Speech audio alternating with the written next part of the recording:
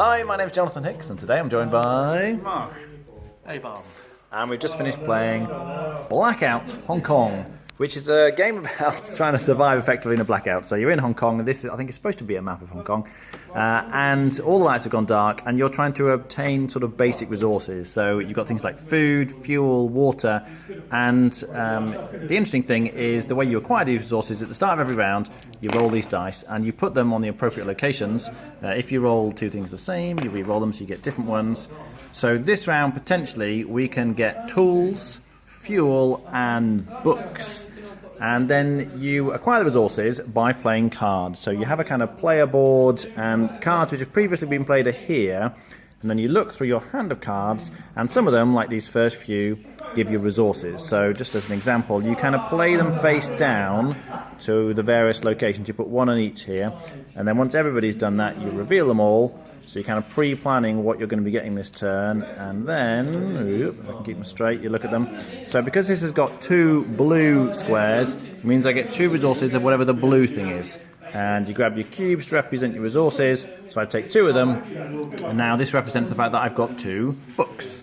So you can see this is going to get me one of the red thing, this gets me one of whatever the yellow dice is. There are also some kind of special cards, like this purple card here, is going to get me money, essentially. And if I have a tool, I can cash that in for even more money. So in fact, that's quite handy, because this round I got a tool, and I could spend it to get 10 money, and you just kind of take the money, which you can use for various things. So that's how you're getting the resources. Now, what are you doing with the resources? Well, it's a heavy euro, essentially, and you're cashing them in for points in various ways. So the next thing that tends to happen is you can complete objectives. So you'll have certain objective cards, which is how you get new cards that kind of get added to your hand. But this has a requirement, so I need to spend one tool and two medicine in order to claim this card, which then goes into my hand. And crucially, the yellow dot here means I get to put a cube on the map. Now, you start off in one of the locations, and you can see by the end of the game here we're spread out quite a lot throughout Hong Kong in different areas, but all the different spaces have got sort of coloured spots underneath. So you need a blue to place here, a yellow, which is the one I just got, would allow me to put a cube there, for example. So that's how you're expanding on the map. And every time an area is enclosed, so you can see this area, there's green cubes, the green player managed to get all the way around here, you get to put a house down, and that scores you points according to the number of your cubes that are around there. There's a bit of sort of scoring. The more cubes you've got, the more points you're getting, but other people will get the points as well. So when this was completed, because grey had two cubes are getting points, yellow and orange, white, and orange both can get one cube, and they're going to score the points as well. So each time these areas are completed, that's a big part of the game. You're trying to get as many cubes out as you can to get points when the areas are completed. After you've done that, you scout, which is, again, looking around here, you can see there were lots of these around on the start of the board, but effectively you can try and obtain resources. Now, the different things are different things I can get to focus. So you can get 5 money if you've got a scouting power of 6, or if you can cash in 12 scouting power, you get 7 money and 4 victory points. So you generally have a couple of options, and as you can see, some of these have got several different tiles there, but as long as you're next to one, so because I've got a green thing here, I'm next to this area, I can scout the area. And the way the scouting works is you look at the cards you've got left in your hand that you haven't played, and you're looking for these symbols here. So each of these, well, this one, this one, this one are giving me 1, so I could have a scouting power of 3, and then some other kind of tokens you can get through various means which add to your scouting power, so you kind of cash that in, and then you get the appropriate stuff. Now, as well as getting resources, you want to collect kind of sets of these, different ones of these. You can see by the end of the game, I've got quite a lot of different ones here. You're getting, again, the same scoring points here for the number of different scouting tiles you've got at the end of the game. So that's another way of getting points. Then you can effectively buy new objectives. Here we go, there's like a market for objectives. So you spend money to buy these as kind of fixed price depending on how many are in the row. And that lets you get more objectives that potentially you can then try and complete by handing in the appropriate resources in the complete objectives step.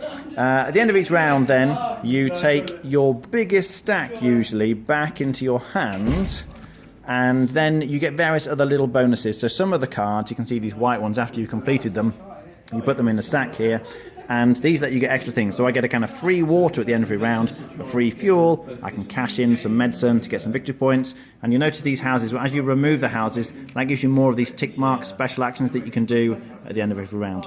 So you go through a bunch of rounds, trying to get as many points as you can, as I say, from a lot of the scouting, plus pointing things out, but also at the end of the game, all the cards you bought are worth points as well. You can see at the top right, you gain quite a lot of points from the cards, and most points wins. What do we think? Yeah, it's pretty heavy. It really does look as bad in person as it looks on video, trust me. But, I mean, it's a second play, and I think it went smoother than the first with people knowing what they're doing. It is a pain to teach, because even though it's actually relatively well laid out with the steps on the board, you just kind of work from the bottom to the top, and it explains what you're doing in each section. But even so, there's still enough little odd rules here and there that make it just that touch more tricky to teach. It's good. I think the bit I like most about it is the purchasing of the objectives. I like the fact that because you bought a card, but you don't get access to it. You've now then got to meet the resource requirement to be able to score it and then use it.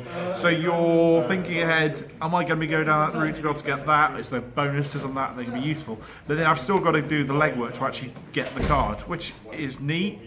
I think the main thing it's going to be compared to is Mombasa, because the actual card play of playing sets, taking them back, scoring all the ones on the bottom you played, and working out the position you're going to place them in and the timing of getting them back into your hand, which is really important. It's very, very similar. Essentially, the biggest difference is the kind of the board where you're placing buildings down. The effect then shares which is the way you kind of interact with the players. So in that, I care what you're buying because I want to make money out of your share. Blah blah blah. In this, it's more of a race of I'm trying to surround this area so I score the most points, even though everybody else will score if they've got cubes down. I'm trying to race, so it's a different sort of cooperative, way of competing with the other players, so that you feel like it's not just like multiplayer style player, which it can do with playing the cards. Ultimately, I think I prefer the share system to this, but they're both solid games. Okay. Abel? Yeah, I've played this twice. Everyone moans about the artwork, it's drab. You know what? Second game, it didn't bother me that much. Actually, it's fine. Yes, it's a little bit drab, but I'm sure someone who's probably colourblind goes, yeah, I love these colours, love the choice. One of the things I did like about it is, obviously you've got heavy Euros, you've always got the chance of AP, and you've got a lot of different options that can over-confuse people a little bit sometimes and slows the game down.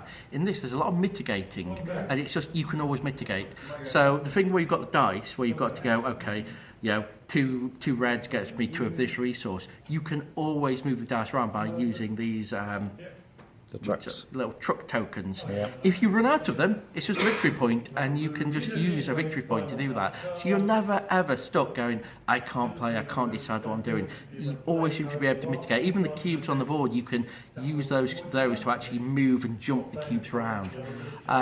So because of that, I find it's a little bit nicer than some of the heavy Euros with still a nice complexity in there. Rating?